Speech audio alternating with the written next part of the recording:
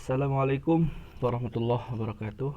Bismillah, alhamdulillah, wassalatu wassalamu ala asrafil anbiya wal mursalin Sayyidina Maulana Muhammadin wa ala alihi wa sahbihi ajma'in. Alhamdulillah, alhamdulillah. Selamat pagi teman-teman kelas 10 keagamaan dimanapun teman-teman berada. Bapak doakan semoga teman-teman selalu berada dalam lindungan Allah Subhanahu wa taala. Tetap patuhi protokol kesehatan, tetap semangat dalam belajar walaupun kita belajar dalam kondisi daring. Tetap jaga semangatnya, jangan sampai kendor, dan selalu patuhi protokol kesehatan. Nah, ini pertemuan pertama kita pada kelas ilmu tafsir. Nah, jadi insya Allah dalam 3 tahun yang akan datang dari kelas 10, kelas 11, dan kelas 12 yang mengampu pembelajaran ilmu tafsir adalah Bapak. Nah, oke, jadi hari ini adalah pertemuan pertama kita. Oke, ada pepatah yang mengatakan tak kenal maka tak sayang, maka pada hari ini Bapak akan memperkenalkan diri terlebih dahulu. Nama Bapak adalah Juhda Rahlia, biasa dipanggil Pak Juhda. Selain mengajar di mata pelajaran ilmu tafsir, Bapak juga mengajar di Al-Quran Hadis di beberapa kelas, dan Bapak juga aktif sebagai pembina OSIS, pembina OSIM. Nah, terkait pembelajaran ilmu tafsir, teman-teman sudah masuk ke kelas Google Classroom yang sudah Bapak siapkan. Oke, di situ sudah Bapak cantumkan juga buku yang akan kita pakai dalam pembelajarannya. Jadi teman-teman harus download buku itu. Kalau mau lebih mudah supaya mata tidak terlalu sakit, misalnya selalu melihat layar HP atau laptop, ketika membaca buku bisa bukunya di print supaya lebih mudah. Oke, sekarang silahkan teman-teman buka bukunya. Kita akan mengawali pembelajaran hari ini terkait dengan Al-Quran dan Wahyu. Jadi kita akan membahas apa itu Al-Quran dan apa itu Wahyu. Oke, silahkan dibuka teman-teman bukunya halaman 13. Oke. Nah, ini bab pertama, Al-Quran dan Wahyu. Nah, ini ada beberapa kompetensi inti yang harus kita penuhi, kompetensi dasar. Nah, ini peta konsepnya, silahkan teman-teman baca dulu. Oke, Bapak pada penjelasan ini Bapak tidak akan berpanjang lebar karena kita mengetahui waktu kita sangat terbatas. Oke, dan kalau Bapak berlama-lama takutnya teman-teman harus extra effort, baik itu di wifi-nya atau di kuotanya. Jadi Bapak tidak akan memperpanjang video penjelasan ini. Nah, jadi pada pembelajaran kita pada kondisi daring, teman-teman harus aktif untuk melakukan pembelajaran sendiri di rumah. Oke, selain menunggu penjelasan tambahan dari guru. Oke, setelah itu nanti akan Bapak cantumkan nomor WA Bapak di grup kelas agar kalau ada sesuatu yang masih belum dipahami atau masih belum dimengerti, teman-teman bisa langsung menanyakannya kepada Bapak lewat WA chat. Oke. Pertama, kita akan membahas tentang pengertian atau definisi. Nah, teman-teman silahkan dibuka bukunya, ini halaman 16. Nah, di sini kita bisa lihat definisi dari Al-Quran. Kita ambil contoh misalnya satu dulu menurut Al-Lihyani. Kata Al-Quran adalah bentuk masdar dari kata kerja fi'il.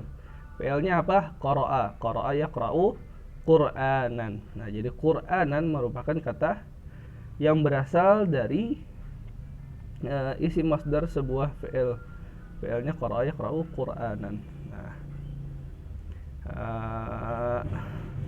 bacaan yang artinya adalah bacaan. Isi masdar yang bermakna isim maf'ul.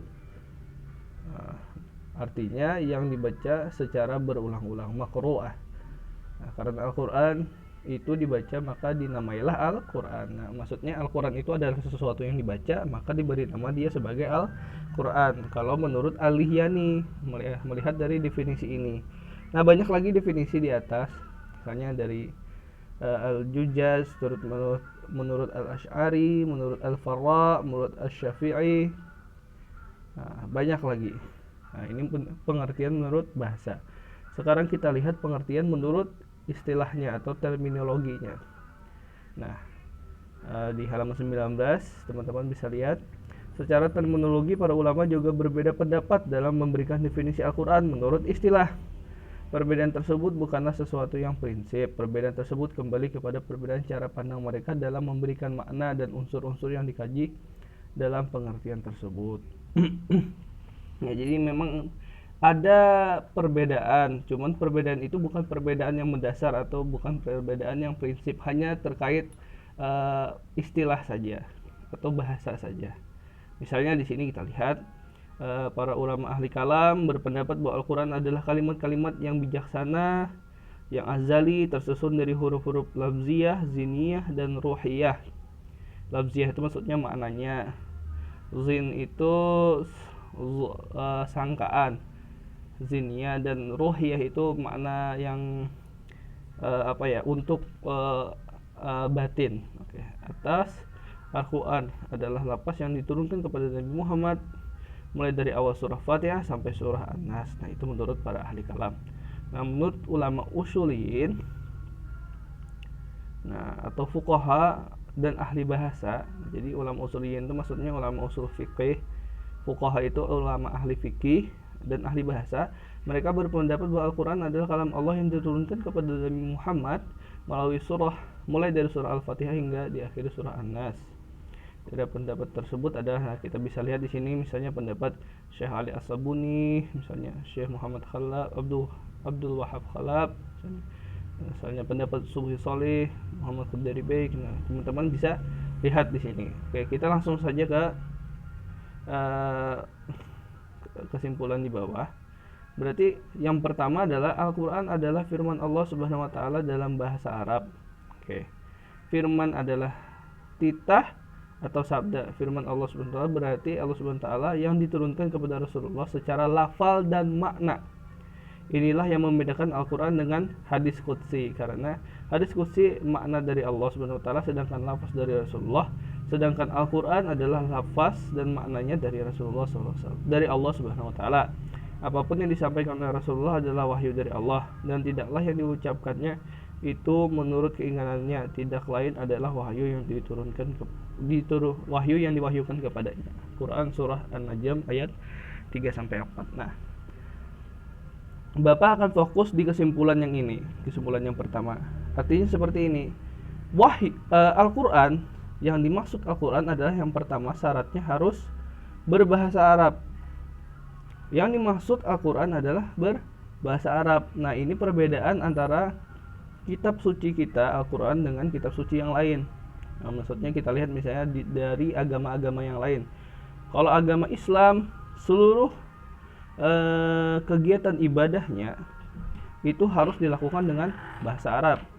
Contoh, misalnya sholat mulai dari niat, baca doa iftitah, Fatihah, surah sunnah, bacaan ruku, sujud, duduk tahiyat awal, tahiyat akhir, semuanya sampai salam dilakukan dengan bahasa Arab. Nah, kitab kita juga begitu.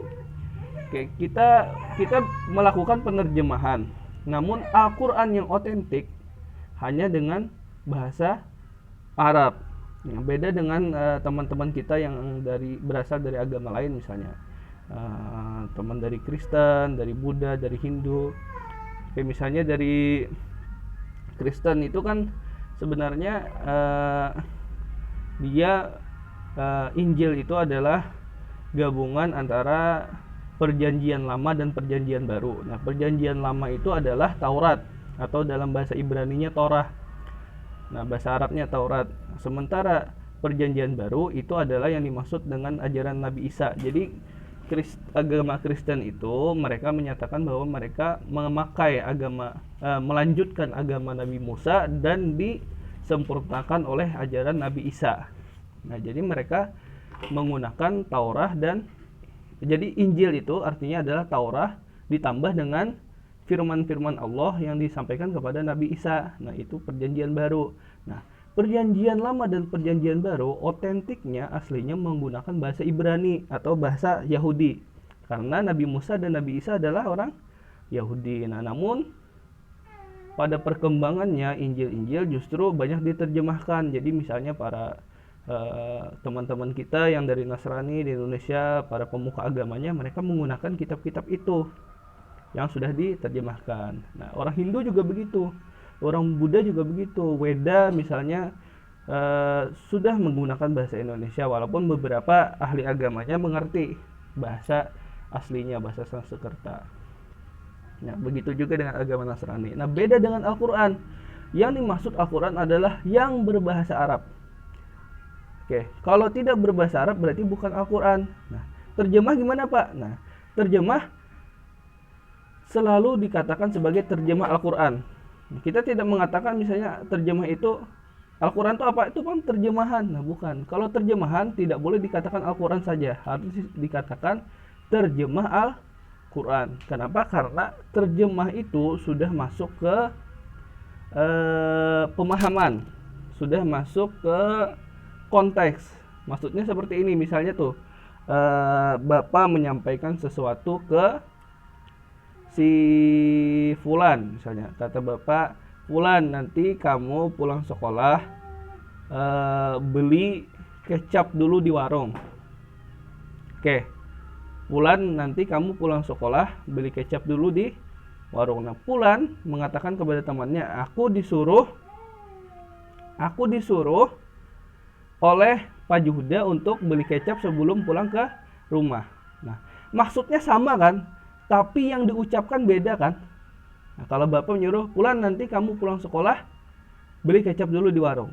Nah, sementara Fulan mengatakan kepada temannya, nah, tadi aku disuruh oleh Pak Juhda untuk membeli kecap di warung setelah pulang sekolah. Maksudnya sama, cuman teksnya, atau narasinya atau yang diucapkannya kan beda. Nah, seperti itu. Al-Quran itu untuk menjaga keorisinalitasannya, keoriginalannya. Jadi Al-Quran itu sama dari zaman Nabi Muhammad sampai saat ini, karena selalu dijaga keorisinalitasannya, bukan maknanya, tapi seperti itu tok. Nah, jadi tidak pernah dirubah-rubah konteksnya. Nah, makanya Al-Quran harus berbahasa Arab, tidak berbahasa lain, walaupun Al-Quran sudah banyak diterjemahkan ke banyak bahasa. Nah, dan yang terjemahan itu namanya terjemah Al-Quran, bukan Al-Qurannya. Jadi pertama yang dimaksud Al-Quran adalah harus berbahasa Arab dan merupakan firman Allah. Nah, tidak semua yang berbahasa Arab itu Al-Quran, harus merupakan wahyu. Nah, dan wahyunya tidak semua wahyu yang diterima Nabi Muhammad adalah Al-Quran. Kenapa? Karena wahyu yang diterima Nabi Muhammad itu ada dua jenis. Yang pertama, wahyu yang diberikan oleh malaikat Jibril, teksnya beserta maknanya. Begini, teksnya beserta maknanya. Jadi yang dikatakan oleh Nabi Muhammad persis seperti yang dikatakan oleh malaikat Jibril. Nah, kalau kayak tadi yang Bapak sampaikan kepada si Fulan tadi, nah itu kan beda. Bapak menyampaikan ke Fulan seperti itu, si Fulan menyampaikan kepada temannya seperti itu. Nah, itu artinya Fulan cuma menyampaikan maknanya. Tapi kalau menyampaikan teksnya persis, apa yang Bapak sampaikan itu harus sama seperti yang Fulan, apa yang disampaikan Fulan harus sama seperti yang Bapak sampaikan kepada si Fulan. Nah, jadi harus sama. Nah, jadi itu. Jadi itu, kalau Al-Quran, pertama syaratnya harus berbahasa Arab, harus firman Allah berupa wahyu kepada Nabi Muhammad, dan wahyunya adalah wahyu yang disampaikan kepada Nabi berupa teks dan maknanya. Nah, kalau wahyu tersebut datang kepada Nabi Muhammad hanya berupa maknanya saja, nah itu bukan Al-Quran. Itu adalah yang dimaksud dengan hadis qudsi. Nah, jadi di sini. Nah, jadi dalam ini penjelasan ini teman-teman bisa menyimpulkan dua kesimpulan. Yang pertama, yang dimaksud Quran itu adalah kitab yang berbahasa Arab, berupa firman Allah, yaitu wahyu yang diturunkan oleh Jibril kepada Nabi Muhammad dalam bentuk teks dan maknanya. Jadi yang disampaikan oleh malaikat Jibril persis sama seperti yang disampaikan Nabi Muhammad kepada para sahabatnya. Nah, kalau malaikat Jibril menyampaikan hanya maknanya saja dan Nabi Muhammad menyampaikan kepada sahabat itu dengan pemahaman Nabi, nah itu disebut dengan hadis qudsi. Nah, seperti itu. sedangkan lafaz dari sisi Rasulullah. Nah, sedangkan Al-Quran lafaz dan maknanya dari Allah, apapun yang disampaikan oleh Rasulullah adalah wahyu. Nah, seperti itu. Diturunkan, yang kedua, teman-teman perhatikan halaman 21 ini, poin nomor 2, diturunkan melalui Ruhul Amin. Nah, jadi kalau ada pertanyaan siapa itu Ruhul Amin? Ruhul Amin adalah malaikat Jibril. Al-Quran diturunkan melalui malaikat Jibril, baik lafal dan maknanya kepada Rasulullah Sallallahu Alaihi Wasallam. Firman Allah Subhanahu Wa Taala dalam surah Al-Qadar, "Tanazzalul malaikatu warruhu fiha biizni rabbihim min kulli am." Nah, pada malam itu turun malaikat dan roh Jibril dengan izin Tuhannya untuk mengatur semua urusan. Oke. Ketiga, diturunkan kepada Nabi Muhammad. Nah, jadi ingat tadi, poin pertama harus bahasa Arab.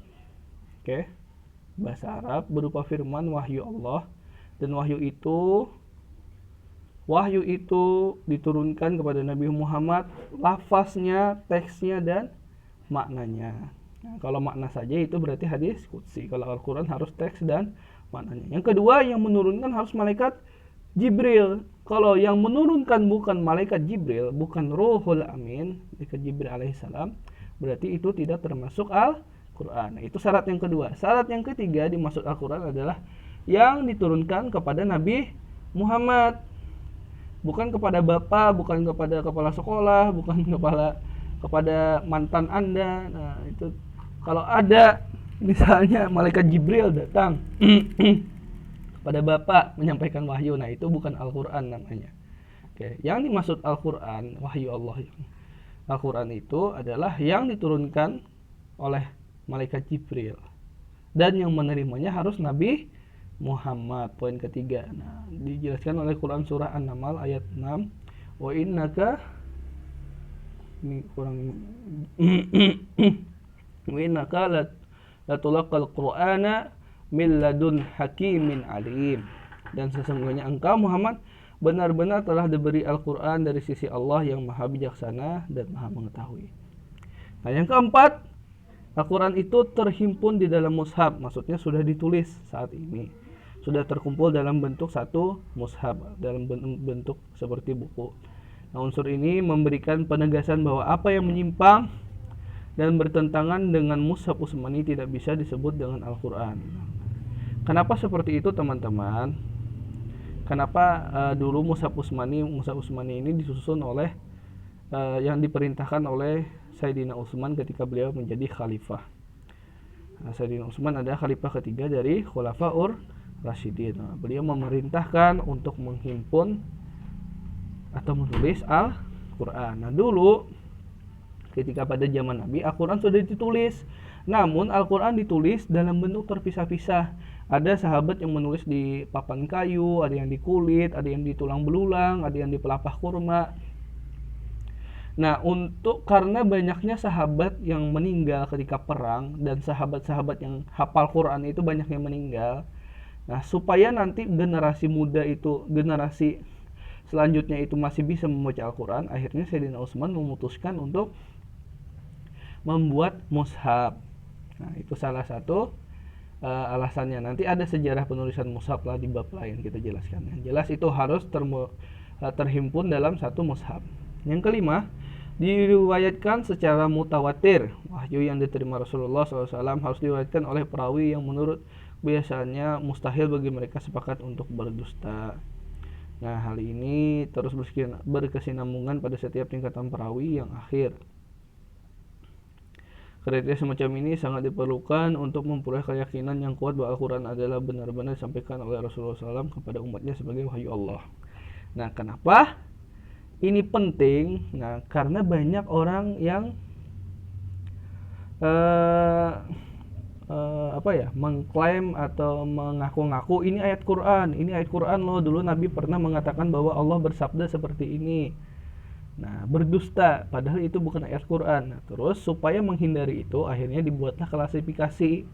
Nah, klasifikasinya yang nomor 5 ini salah satunya adalah harus diriwayatkan secara mutawatir. Mutawatir itu kalau dalam hadis, nah itu Kalau mau masuk derajat hadis sahih mutawatir, itu berarti ada 10 riwayat atau 10 jalan.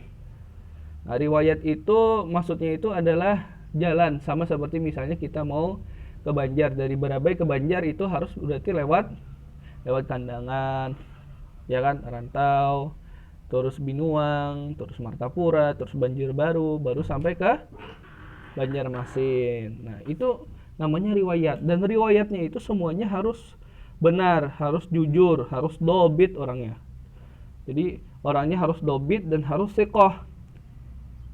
Nah, dobit itu artinya dia tidak terkenal jujur, tidak pernah berdusta. Kalau ada satu saja orang di dalam jalur periwayatan itu terkena berdusta, maka batal seluruh riwayatnya. Jadi yang dinamakan riwayat mutawatir itu berarti ada 10 jenis jalan. Nah, kalau kita ke Banjar kan cuma ada satu jenis jalan tuh. Nah, ini bayangkan satu ayat dalam setiap Quran yang ada di dalam mushaf Utsmani itu, atau mushaf yang kita kenal saat ini, Al-Quran yang kita kenal saat ini, setiap ayatnya itu memiliki 10 jalur periwayatan, memiliki jalur sanad. Jadi dari zaman Rasulullah sampai diajarkan kepada kita. Nah, itu orang yang meriwayatkan Quran tersebut itu semuanya harus dobit dan sikah, harus jujur pertama, dan tidak lemah ingatan. Artinya dia mempunyai memori yang kuat. Nah, itu disebut sikoh, kuat ingatannya. Kenapa? Kalau tidak kuat ingatannya kan takutnya ayatnya salah, atau kekurangan ayatnya. Misalnya wa ma arsalnaka, atau qul huwallahu ahad, bacanya qul huwallahi ahad. Karena dia lemah ingatannya, salah mengingat barisnya. Jadi dalam periwayatan harus kuat ingatannya. Nah, jadi seperti itu. Jadi tidak sembarangan teman-teman. Penulisan Al-Quran kita itu sangat komprehensif bahasanya, dalam penelitian yang sangat luar biasa. Jadi dulu para sahabat pada masa Sayyidina Utsman itu meriwayatkan satu ayat saja dalam mushaf Al-Quran itu harus memiliki 10 jalan periwayatan, dan semuanya harus mutawatir. Artinya semua orang yang ada di dalam periwayatan itu harus sikoh dan dobit, harus bagus ingatannya, dan terkenal jujur. Kayak bapak mengajarkan kepada anak bapak mengajarkan kepada cucu bapak mengajarkan kepada anaknya. Nah, terus misalnya sampai 7 keturunan. Nah, semua 7 keturunan itu harus dobit dan sikoh, harus jujur dan tidak lupa ingatan, dan kuat ingatannya. Nah, itu baru satu riwayat, dan harus ada 10 riwayat yang seperti itu. Kalau sudah 10 riwayat dan masing-masing riwayat itu sudah memenuhi kualifikasi, nah baru bisa dimasukkan sebagai mutawatir. Nah, kalau sudah mutawatir tingkatannya, baru bisa dimasukkan sebagai ayat dalam Al-Quran. Nah, seperti contohnya ayat di atas ini, misalnya surah Al-Qadr ayat 4. Jadi surah Al-Qadr ayat 4 ini dimasukkan ke dalam surah Al-Qadr itu tidak sembarangan dimasukkan. Redaksinya, maknanya itu harus mutawatir. Harus ada 10 riwayat, dan setiap riwayatnya itu harus memenuhi syarat. Nah, seperti itu teman-teman. Jadi tidak segampang itu. Nanti kita belajar, ada di bab yang lain nanti tentang sejarah penulisan Al-Quran. Nah, setelah itu membacanya bernilai ibadah. Nah, ini dijelaskan oleh Nabi Muhammad SAW dalam hadisnya, yang Bapak jelaskan saja langsung ke artinya. Barang siapa yang membaca satu huruf dari kitab Allah, maka dia akan mendapat satu kebaikan. Sedang satu kebaikan akan dibalas dengan 10 kali lipat. Insyaallah. Aku tidak mengatakan alif lam mim adalah satu huruf, melainkan alif satu huruf, lam satu huruf, dan mim satu huruf. Nah, seperti itu. Nah, terus yang terakhir yang dimaksud Al-Quran adalah diawali dengan surah Fatihah dan diakhiri dengan surah An-Nas. Nah, yang dimaksud Al-Quran berarti adalah yang diawali dengan surah Fatihah dan diakhiri dengan surah An-Nas. Jangan terbalik. Nah, seperti itu. Kalau misalnya nanti teman-teman beli Al-Quran di pasar, terus awal surahnya bukan Fatihah misalnya, An-Nas, Al-Fatihah justru di akhir. Nah, itu harus diteliti lagi. Oke, nah seperti itu. Nah, ulama sepakat bahwa nama surat, susunan surat, dan ayat adalah tauqifiyun, artinya diwahyukan oleh Allah saat Al-Quran itu diturunkan. Jadi maksudnya penyusunan ayat dari Fatihah, terus Al-Baqarah, terus Ali Imran, terus An-Nisa. Nah, penyusunan itu sampai ke surah An-Nas, nah itu bukan atas usulan sahabat atau atas pemikiran sahabat, tidak, tapi itu langsung dituntun oleh Allah. Nabi mengajarkan nanti seperti ini, urutan ayat Quran itu seperti ini kalau mau ditulis. Nah, tapi kalau runtutan yang pertama turun itu adalah surah An-Nas. Yang pertama turun adalah surah Al-Falaq. Al-Alaq ayat 1 sampai 6. Iqra bismi rabbikal ladzi khalaq, khalaqal insana min 'alaq. Iqra wa rabbukal akram alladzi 'allama bil qalam 'allamal insana ma lam ya'lam. Nah, itu ayat yang pertama kali turun. Ya, tapi kalau yang dimaksud Al-Qur'an penyusunannya dari Al-Fatihah sampai An-Nas, nah itu diajarkan juga. Nah, dan itu tauqifi, artinya bukan pemikiran yang datang saja dari sahabat, melainkan dari tuntunan. Nah, seperti itu. Oke, kita langsung ke kesimpulan. Kesimpulan dari penjelasan bahwa Al-Quran adalah kalamullah yang kita jumpai saat ini, tertulis dan terkumpul dalam satu mushaf Utsmani.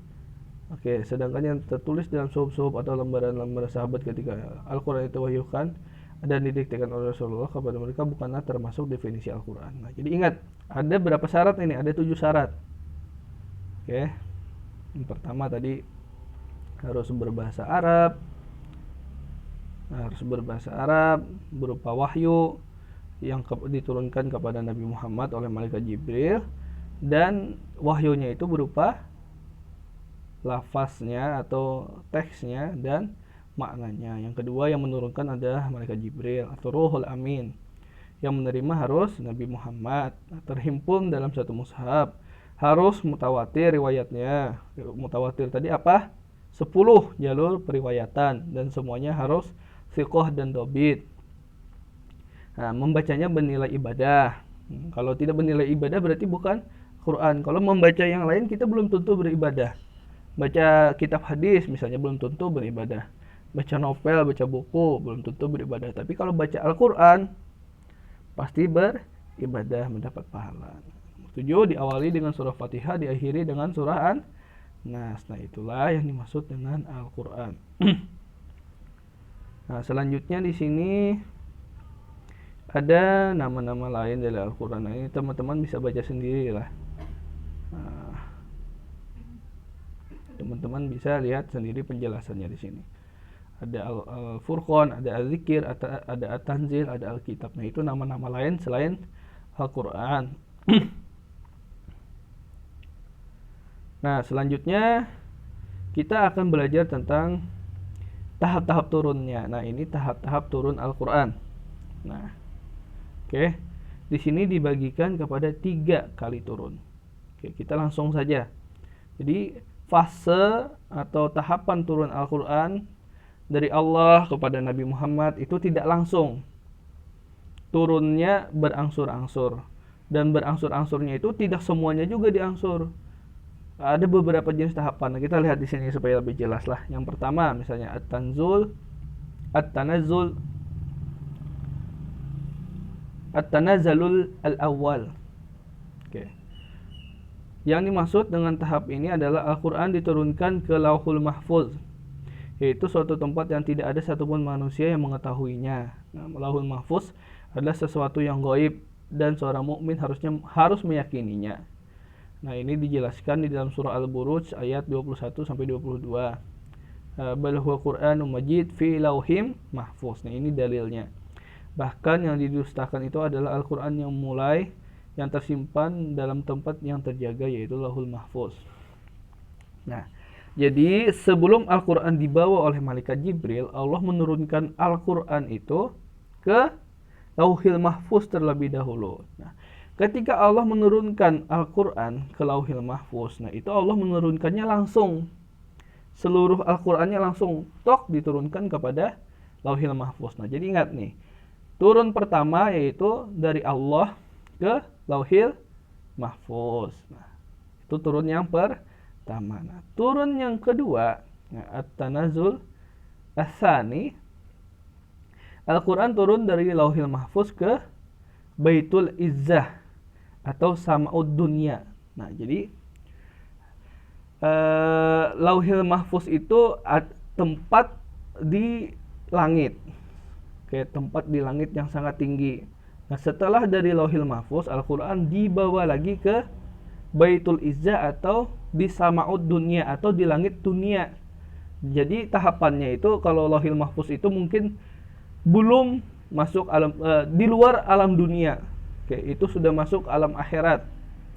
Nah, di Lauhil Mahfuz dibawa ke Sama'ud Dunya, ke langit dunia. Jadi masih di atas, tapi sudah masuk alam dunia.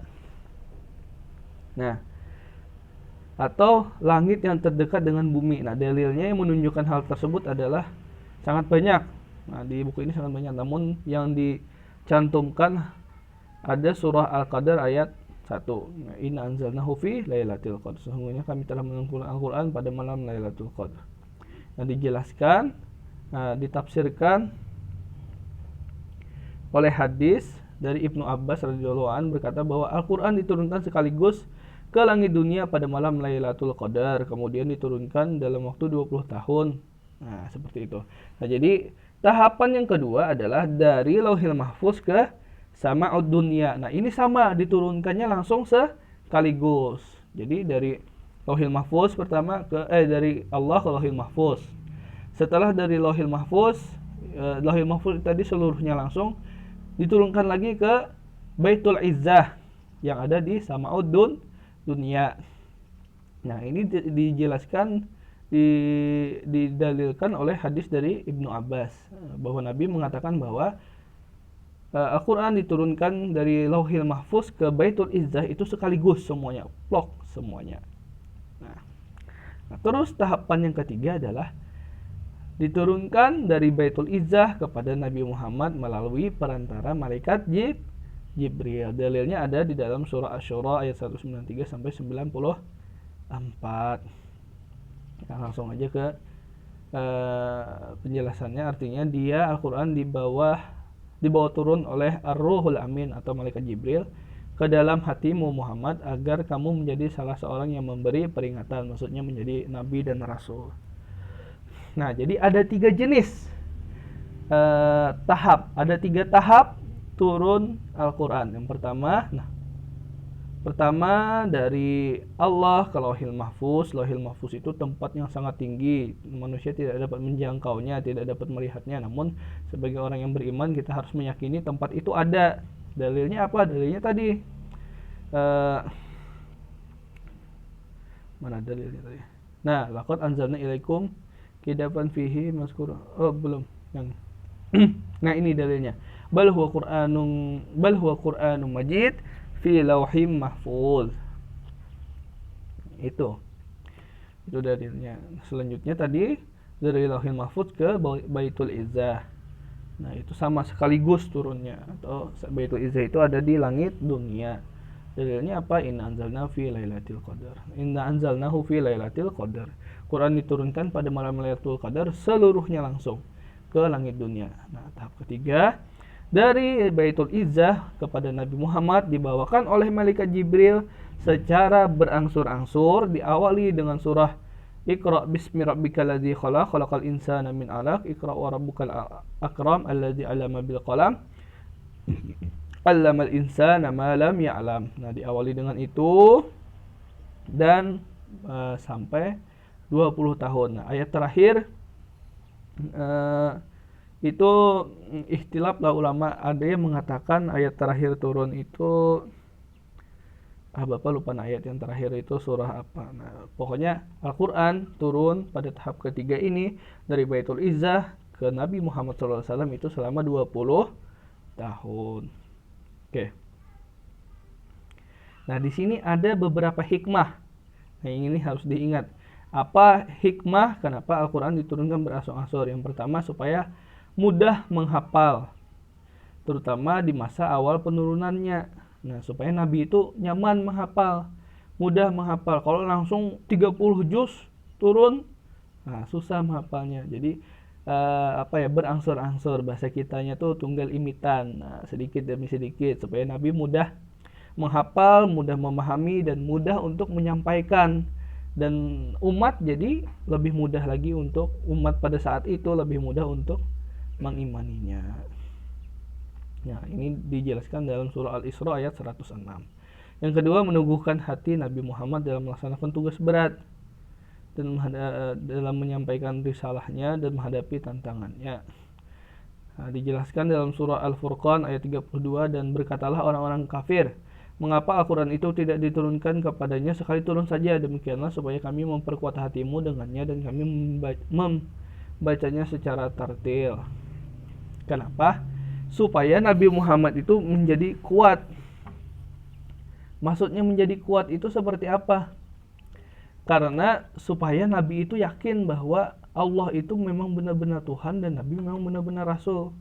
Contohnya misalnya ketika Nabi pernah berhadapan dengan kaum kafir Quraisy, pemuka kaum kafir Quraisy, terus datang orang yang buta ingin bertanya kepada Nabi. Nah, Nabi terus tidak menghiraukan karena Nabi sedang berurusan dengan para pemuka waktu itu. Nah, ketika orang itu yang para pemuka yang tidak berminat dengan Islam justru diberikan perhatian oleh Nabi, sedangkan orang yang berminat dengan Islam tapi dia merupakan orang yang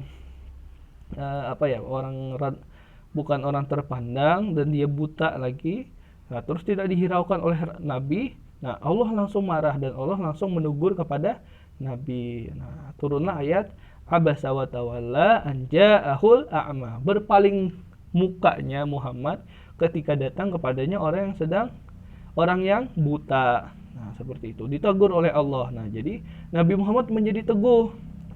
Kenapa menjadi teguh? Karena Nabi yakin, oh berarti Allah ini benar-benar sayang kepadaku, benar-benar akan mendukung. Kenapa? Ketika Nabi Muhammad berbuat salah itu langsung ditegur oleh Allah. Nah, itu salah satunya. Ada banyak lagi penjelasan kenapa Al-Quran itu turun berangsur-angsur untuk meneguhkan Nabi Muhammad. Karena ada beberapa kasus, Bapak lupa kasusnya, dulu ketika Nabi harus berhadapan dengan orang kafir, dihina-hina. Nah, Al-Quran lah yang turun untuk membantu Nabi. Nah, contoh lain misalnya dulu pernah Sayyidatuna Aisyah itu pernah difitnah melakukan perzinahan ketika melakukan perjalanan waktu itu.